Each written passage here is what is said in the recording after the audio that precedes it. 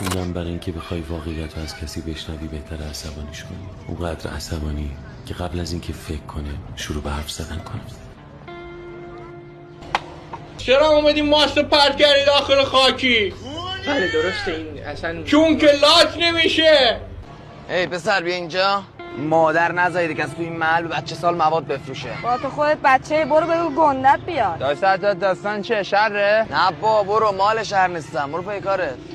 برو پس مسئله ازم. بدو.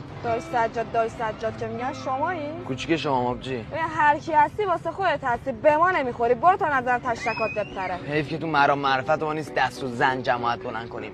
تو هم گو میخوری دیگه مواد بگیری. استاد نظرتون در مورد این فیلم چی بود؟ انتخاب بازیگرا خیلی کیری و اون فک قشنگه که رد شد در مورد او فکیریه. بله اومده داره بابا بهش میگه داشت سجاد چی شده کمکت کنم.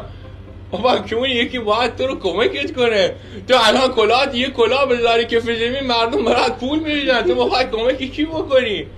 لاشی این هر چقدر که کیری باشه خواست کمکت کنه.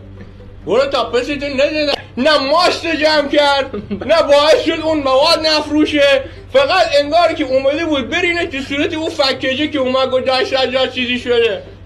من به این فیلم منفی 3 میدم. منفی 3. بله نقش اصلی فیلم ماست 7 کاله بود.